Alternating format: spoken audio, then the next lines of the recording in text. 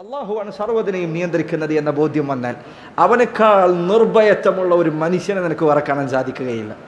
നബി സല്ലല്ലാഹു അലൈഹി വസല്ലം ചെറിയ കുട്ടിയായിരുന്ന ഇബ്നു അബ്ബാസ് റളിയല്ലാഹു അൻഹുമ അദ്ദേഹത്തിന് പഠിപ്പിച്ചു കൊടുത്തതുപോലെ വഅലം അന്നൽ ഉമ്മത ലൗ ഇജ്തമഅത് അലാ അൻ യൻഫഊക ബിശൈഇൻ ലം യൻഫഊക ബിശൈഇൻ ഇല്ലാ ഖദ് കതബഹു അല്ലാഹു ലക്.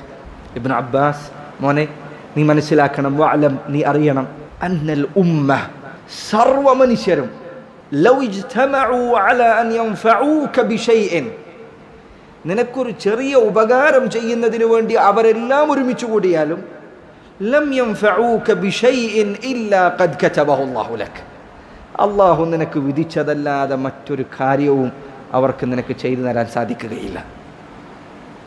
واعلم أن الأمة لو اجتمعت على أن يضروك بشيء لم يضروك بشيء إلا قد كتبه الله عليك അവരെല്ലാവരും നിന്നെ ഉപദ്രവിക്കാൻ വേണ്ടി ഒരുമിച്ച് കൂടിയാലും അള്ളാഹു ഉദ്ദേശിച്ചിട്ടില്ലെങ്കിൽ നിനക്കൊന്നും സംഭവിക്കുകയില്ല.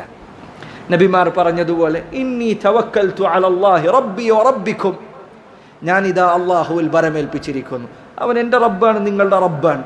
നിങ്ങൾ എന്തെല്ലാം കുതന്ത്രങ്ങൾ നടത്തിയാലും നിങ്ങൾ എന്തെല്ലാം ശക്തിമത്തായ സൗകര്യങ്ങൾ ഉണ്ടാക്കിയാലും അള്ളാഹു ഉദ്ദേശിച്ചതിനപ്പുറം ഒന്നും സംഭവിക്കുകയില്ല. ഈ വിശ്വാസം ഹൃദയത്തിൽ ഉണ്ടായിരുന്നു എങ്കിൽ, മുസ്ലിം ഉമ്മത്തിലെ പകുതി പേർക്കെങ്കിലും ഈ വിശ്വാസം ഉണ്ടായിരുന്നു എങ്കിൽ നമ്മുടെ ശക്തി എത്ര വലുതാകുമായിരുന്നു.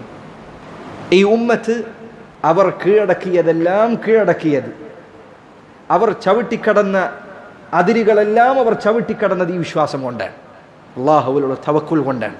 എന്നാൽ മുസ്ലിം ഉമ്മത്ത് ആ തവക്കുലിൽ നിന്ന് പിന്മാറിയപ്പോൾ, ഇപ്പോഴുമുണ്ട്, കുറച്ചു കാലം മുൻപ് വരെ അത് വ്യാപകമായിരുന്നു.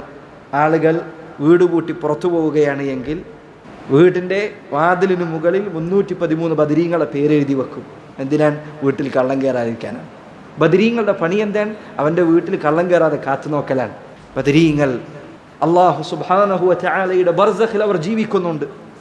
പക്ഷേ അവർക്ക് നിന്നെ സഹായിക്കാൻ കഴിയില്ല. അല്ലാഹു സുബ്ഹാനഹു വ തആലയാണ് നിന്നെ സഹായിക്കാനുള്ളത്. അവൻ്റെ മേലാണ് നീ ഭരമേൽപ്പിക്കേണ്ടത്, അവൻ്റെ മേലാണ് നീ കാവലേൽപ്പിക്കേണ്ടത്. ഈ വിശ്വാസം ഹൃദയത്തിൽ ഉണ്ടായിരുന്നു എങ്കിൽ മുസ്ലിമീങ്ങൾ അവരുടെ വാഹനങ്ങൾ നിങ്ങൾ നോക്കുക, അല്ലേ? വാഹനത്തിൻ്റെ അടിയിലൊരു പച്ച തുണി കെട്ടിയിട്ടുണ്ടായിരിക്കും. എന്തിനാണ് ഈ പച്ച തുണി കെട്ടിയിരിക്കുന്നത്? ആക്സിഡൻ്റ് ആവാതിരിക്കാനാണ്, അപകടത്തിൽപ്പെടാതിരിക്കാനാണ്. ആ പച്ച തുണി അത് ആക്സിഡൻ്റായി അതിൻ്റെ മേലെ അവൻ്റെ ചോര പുരണ്ടാലും ആളുകൾ തിരിച്ചറിയുന്നില്ല.